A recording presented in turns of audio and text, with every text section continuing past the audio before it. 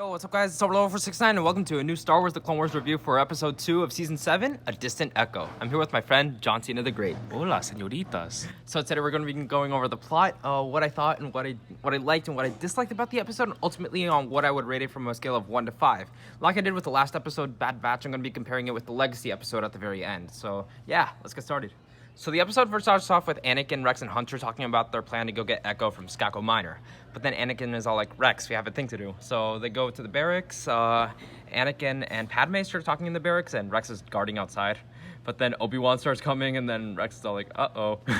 Anakin and Padme talk about Rex, and that Anakin thinks that Rex's feelings are taking over his motives for the mission. But then Padme is all like, hey, where did he learn that? And like Anakin is like, go, from me. So Anakin, Rex, and the Bad Batch all go to Skako Minor. They run into some Paltex and Kiridax. They ultimately get their help in order to get Echo from the base, the Separatist base. They encounter Wat Tambor and it's a lot of battle droids. So they fight in the Cyber Center, or not the Cyber Center, just the Separatist Center. And then, in the end, Rex is able to find Echo. He's a cyborg now. Echo's a cyborg. And yeah, that's where the episode ends. So overall, I thought the episode was really, really good. I like that it's not based on the Bad Batch. Rather, it's based on Rex. It's a Rex story. And it's all based on Rex finding Echo. And yeah, I like that it's not focused on the Bad Batch, even though the Bad Batch is pretty cool, but it's not their story. Yeah, the scene with Padme and Anakin was pretty adorable, honestly. Really good interaction. I'm hoping that this foreshadows into Revenge of the Sith. Even though it's not part of the season, but Clone Wars Season 7 and Revenge of the Sith are going to overlap, so hopefully that leads towards something and foreshadows something. I had some really good fight scenes on Skako Minor with the Paltex and the Kiridax, the interactions with them. Like the thing with Tech and the translator, it was really, really interesting. I wonder if other Star Wars characters can do that, like apart from protocol droids. Like, maybe you guys know, just let me know in the comments, but yeah, I'm also glad that we're finally getting Echo after a long wait after the Citadel. The animation is looking really, really good. I'm quite happy about that, but yeah, that's all I would say I would like about it. The only thing I wouldn't like about it is I feel like the episode didn't really feel as much Clone Wars as it did before, because as we know, Clone Wars used to be very, very mature, but for this episode specifically, when we had the interaction between Obi-Wan and Captain Rex, for example, it seemed very Disney. I don't know, it was still a good scene anyways, but it didn't really seem as Clone Wars as it was before. It's still honoring the source material, but it's not as much as it was.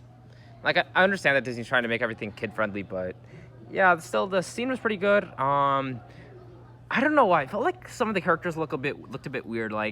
Obi-Wan, he didn't look as much Clone Wars as he did before, to me personally. The animation is really is better than it ever was. Don't get me wrong, but I don't know. It just didn't really feel as Clone Wars as before, honestly. Same with Anakin. Sometimes some of his eyelids and everything. Really good animation, but yeah, that's the thing that sort of got me.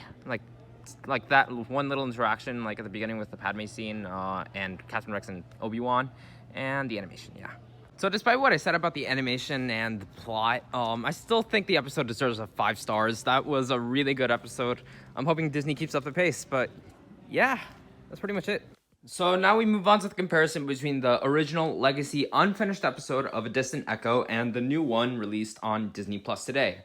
So pretty much the beginning has the same idea. We have that conversation between Hunter, Rex, and Anakin. In the original version, that extends until almost the 3-minute mark.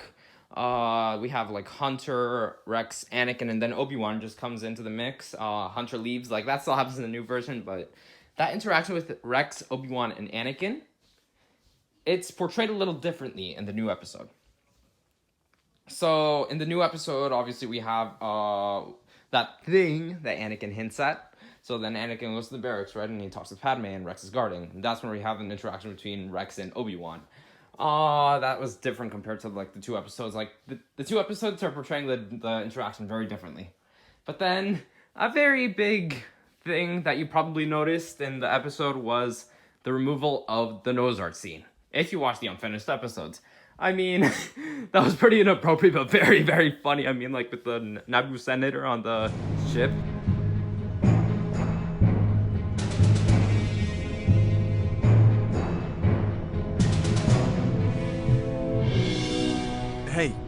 What's with the nose art? Ah, that's our girl, the Naboo senator. We check her out on the holoscans. Yeah, she can negotiate with me anytime. Let's get aboard. That is not staying there.